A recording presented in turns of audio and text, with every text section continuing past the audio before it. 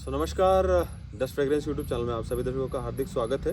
और इंदौर एमपी में आज हम आए हुए हैं और यहाँ पे जिस लोकेशन में और जिन हॉर्स लवर के साथ हम बैठे हैं उनसे जानेंगे हम उनका परिचय और इस लोकेशन के बारे में। तो सर बताएं प्लीज़ आपका नाम और। हेलो, मेरा नाम धनंजय जैन है ओके। और बिचौली मर्दाना में हमारी लोकेशन है। बिचौली मर्दाना जी। ओके। तो ये इंदौर जो मेन इंदौर है उससे कितना दूर पड़ता है लगभग? मतलब आप इसको इंदौर में ही मान लो, इंदौर में क्योंकि माने। ये पूरा सिटी है बिचौली। अच्छा और उसमें से वहाँ से 4 किलोमीटर अपन आगे जाएंगे ठीक है। तो असरात बुजुर्ग में अपना फार्म है। ओके ओके जी। और इसको ऐसा बोल देंगे हम कि यहाँ कर बस स्टॉप से कितना दूर पड़ता है आपके मेन बस स्टॉप से? बस स्टॉप से 6 किलोमीटर। 6 किलोमीटर पड़ता है। Very nice. So MD stud farm की शुरुआत कहाँ से होती है और आपकी जर्नी घोड़ों में कहाँ से आती है उसके बारे में हम डिस्कशन करते हैं और हमारे दर्शकों से शेयर करते हैं। प्लीज़ बताएं। जब मैं 4 साल का था ओके। तो मैं तब से घोड़े चला रहा हूँ। और उसके बाद में जब मैं 8 साल का था तब मैं नेशनल खेला था। ओके। नेशनल इन जंपिंग में। ओके। तो स्पोर्ट्स में हॉर्सेस में आपका शुरू से इंटरेस्टेड है और तो पहले मेरा इंग्लिश ब्रीड में था। ओके। थोरो ब्रीड, वॉम्बलेट। डेफिनेटली अगर स्पोर्ट्स करते हैं हम तो हमको थोड़ा ब्रीड और स्पोर्ट्स ब्रीड ही पे करना पड़ता है। और अब जाके तो धीरे धीरे वैसे भी सिनेरियो चेंज हो रहा है, मारवाड़ी पे भी स्पोर्ट्स हो रहा है, कर रहे हैं लोग।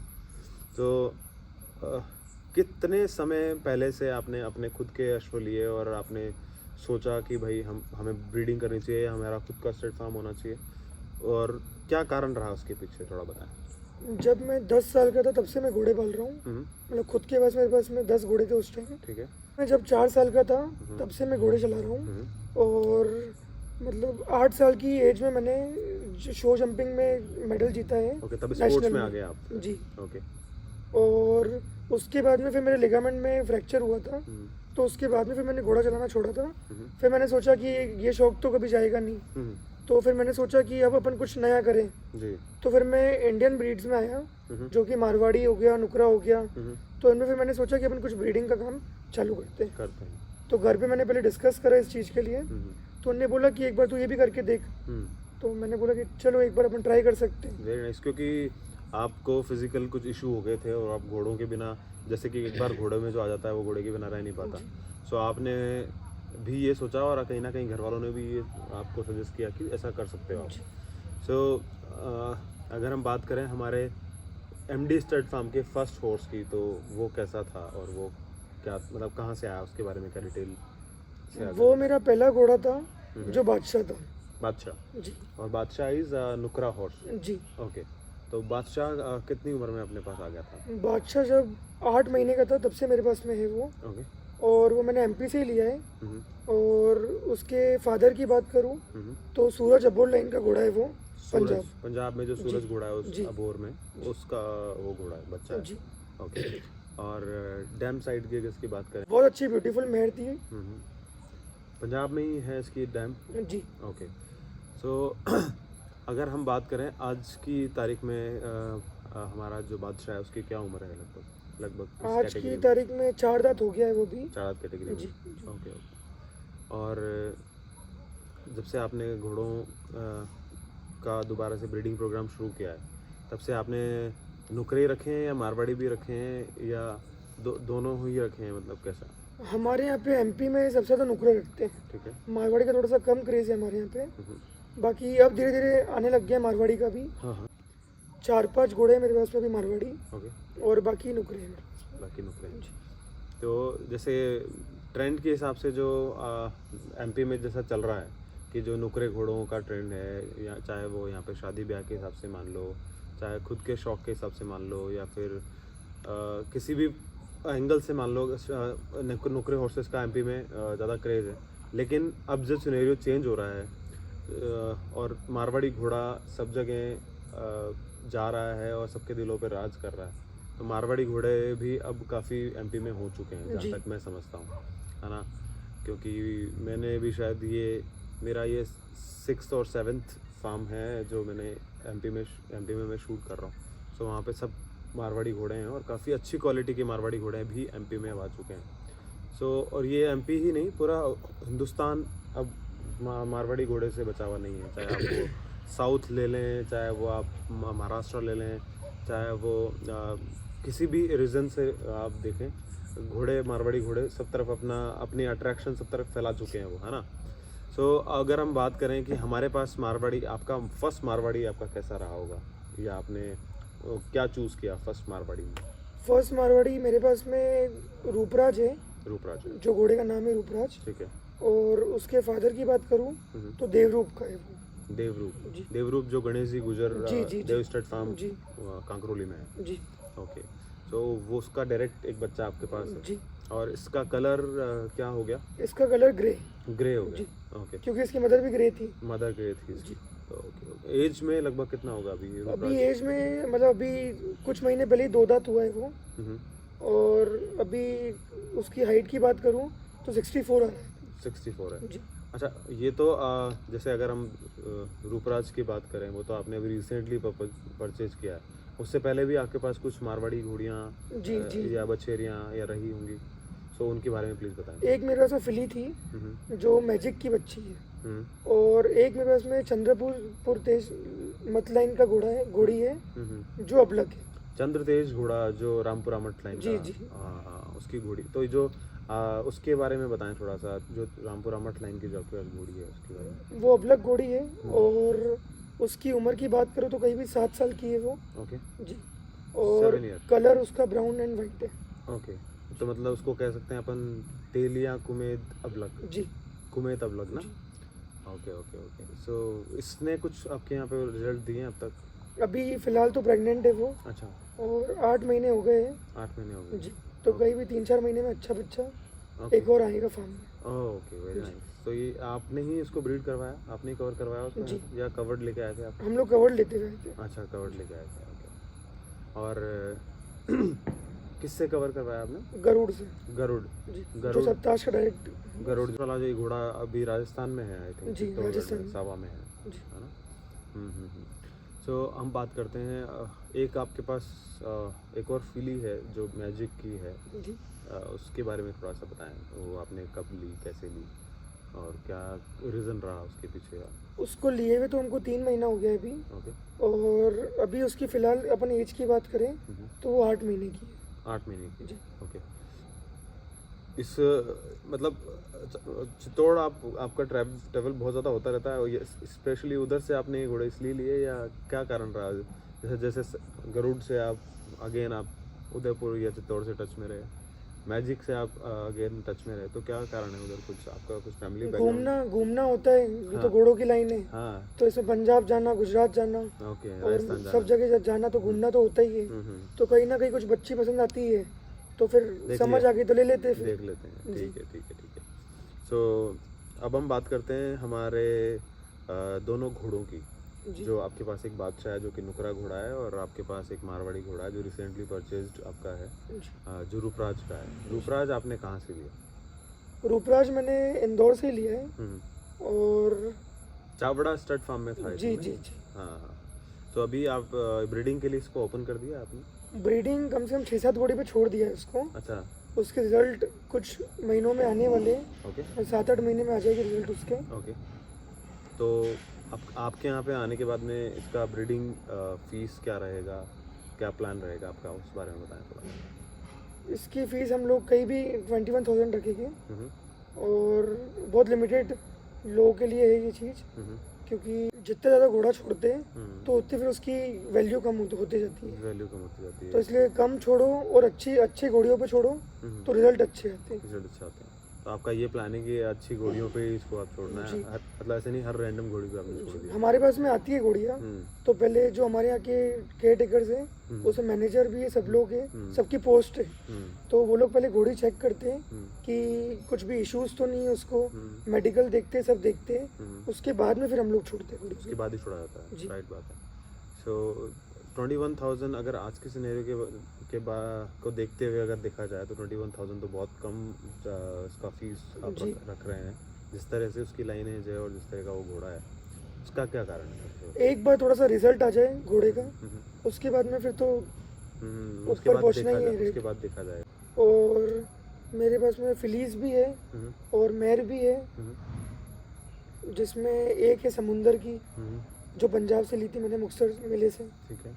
और एक अर्जुन की है, हम्म, 2 चेतक की है, हम्म।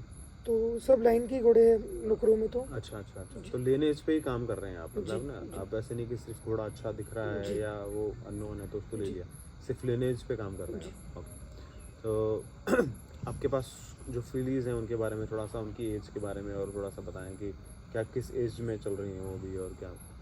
कुछ घोड़ियाँ जैसे एक हमारे यहाँ पे खूबसूरती है हम्म, घोड़ी, वो अभी 19 मंथ्स की है। बच्ची, जी, बच्ची। बछेरी है, जी, ठीक है। बछेरी। और उसकी मैं हाइट की बात करूँ तो 62 आ रही है। अच्छा, जी। 19 और महीने में स्पॉटलेस 62, बच्ची है पूरी। स्पॉटलेस बच्ची है। जी। ओके, और इस बच्ची को आपने कितने समय पहले लिया लगभग?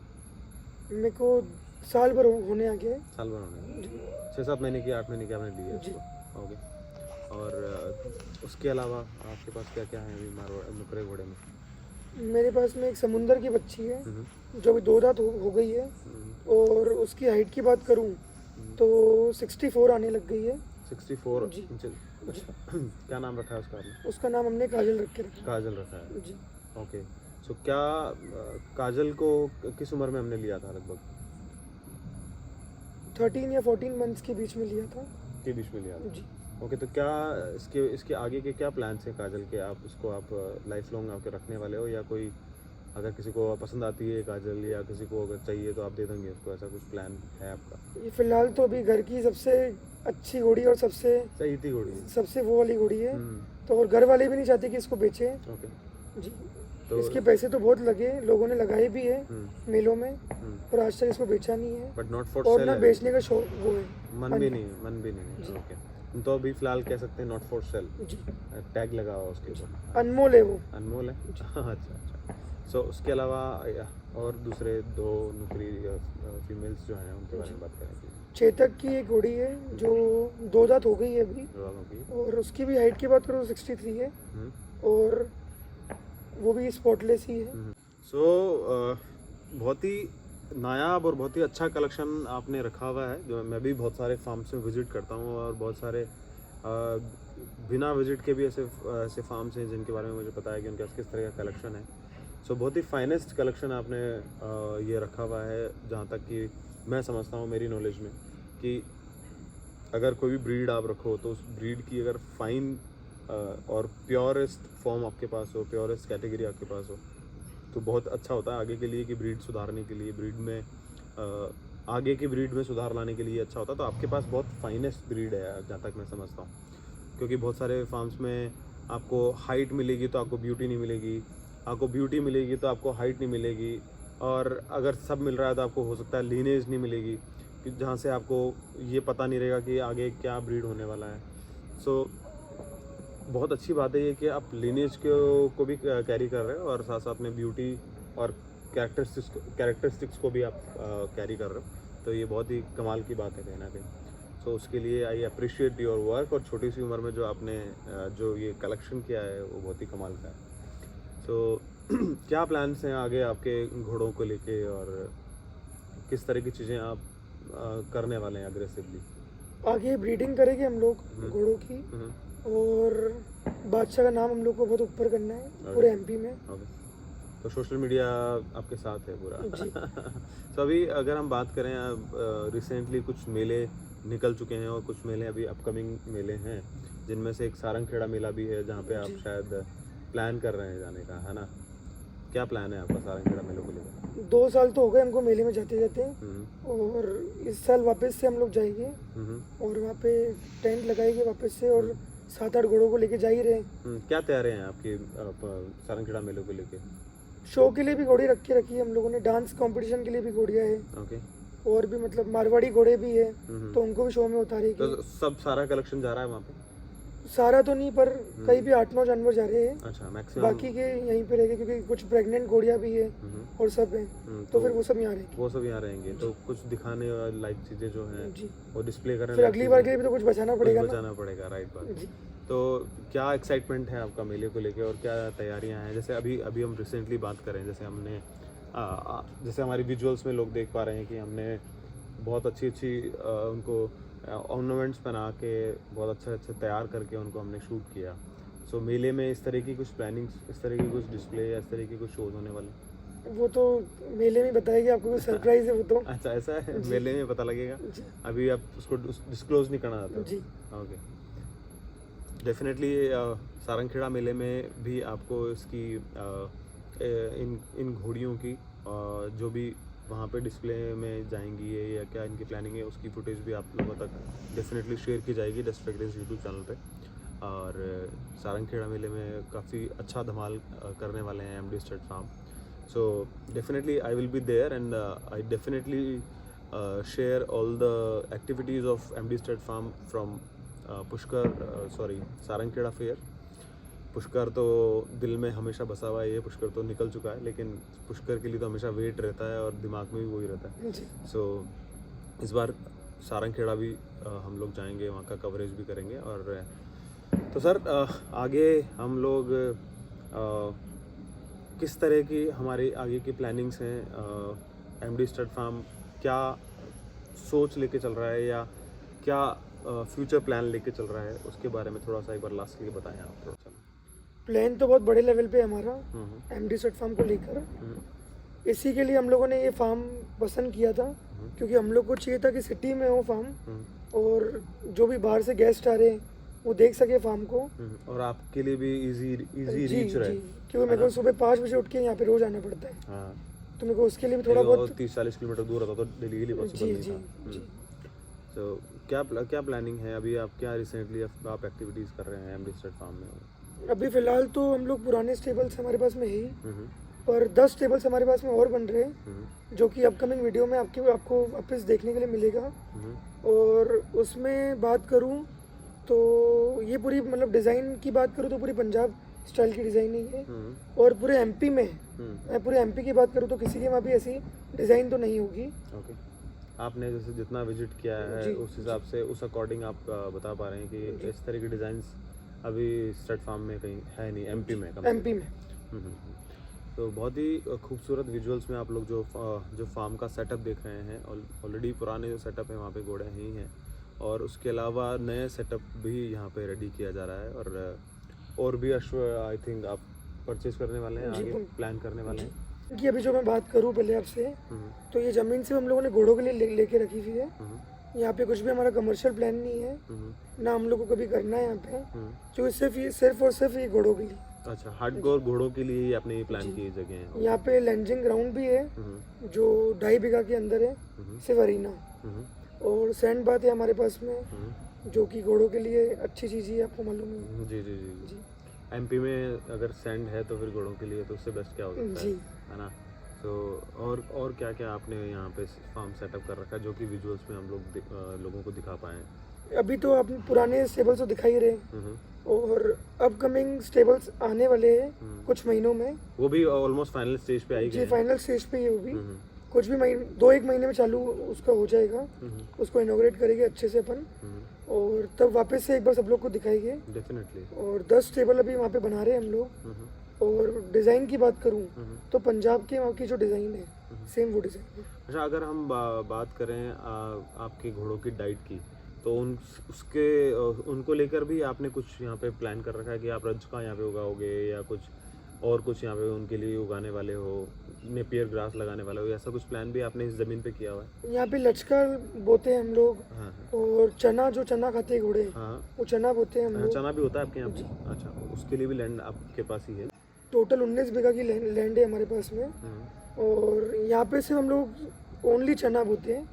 बाकी एक और हमारे पास में फार्म है पास में ही, तो वहाँ पे हम पूरा जौ बोते हैं घोड़ों के लिए। तो यहाँ पे चना और वहाँ पे जौ? जी, क्योंकि हम लोग को ये लगता है कि जो नेचुरल डाइट है और जो हम बोते हैं वो अच्छा होता है। तो इसमें ऐसा है कि जो हम खाते हैं वही हमारे घोड़ों को खिलाते हैं, जी, है ना?